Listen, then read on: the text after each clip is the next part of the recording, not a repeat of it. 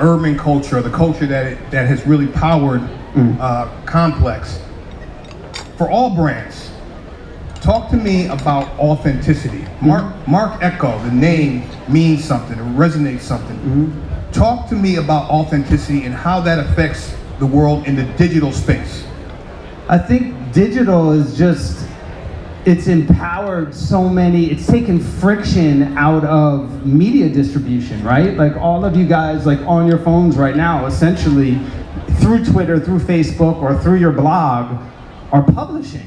You have that sort of power. Now, it also creates the tension of, it's very noisy, right? So I think, you know, ultimately, the power comes in expressing. I think what it's done for media generally is it's really driven this need for people could call shit on when something doesn't feel authentic and emotionally connected and relevant. You know, like you can't, through hyperbole, you can't sort of buy your way in. You can't splash your way in. And a lot of brands with media, they just want to kind of splash their way out of their problems, like drop it in the pool and hope they get everybody wet. Versus thinking about how is their story useful? Like what's the utility? How does it make people feel? Why do I need to even tune in? Like what's for, why? And I think at the heart of that is having that sort of authentic, you know, connection and just being, you know, just being who you are. And if you're a brand or if you're a talent, artist, whatever, I feel like that people have it's called a heart. They can Marc, sense it. How do you maintain that authentic thing as your brand grows? I mean, as your brand has changed in different forms. Sure. You've always been real. You know, you come to Complex, you know what you're going to get. Yeah. How do you maintain that? Well, I think authenticity is about creative intention.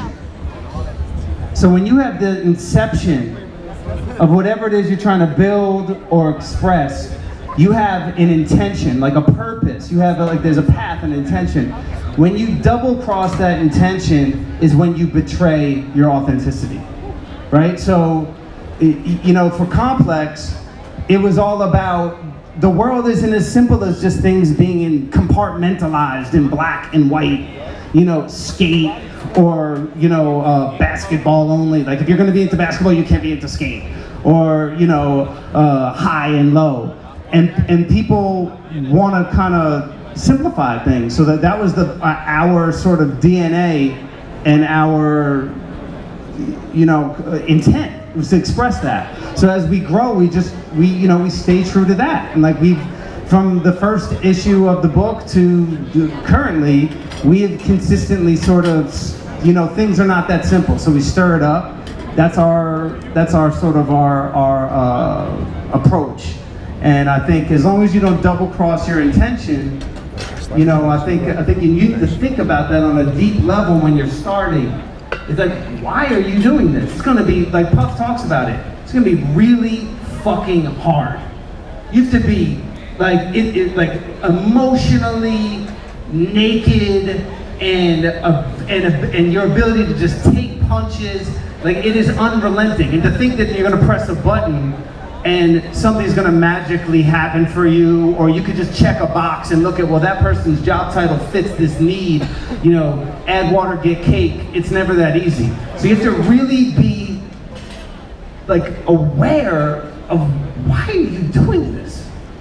That intention is like what's gonna serve you for the rest of your life or your business. Well, the purity of intention, that's the thing that's gonna make you go. Yep. Well, look, what I wanna do, but first of all, I want to thank you for doing my this pleasure. to kick it off. You know, It's my pleasure. It's going to be an amazing couple of days for folks to pay attention, go to, you know, the seminars, and I have so much respect for what you guys are doing, and it is not trivial building a TV network.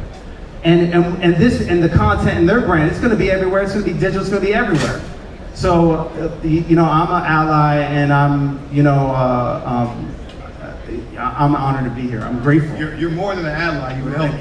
You are, you know, one of the architects of the culture. So thank you. The thing I would say to you, for what we're doing here, for all these people, what lessons, like people go, you've been to conferences, I've been to conferences, you know, there's things that people do that are good and things that are mistakes. So what are the things that you should do at something like this for sure, and what is the one thing that you should not do to make sure you get the most out of this?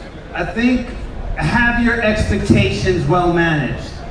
You know, a lot of you guys have, you know, your CD, your card, your approach is to create this exchange as if, well, if I cash this ticket, it's gonna return. And there are statistically shots at that, but it's more about making an impression and have your expectations managed and make a connection, make eye contact.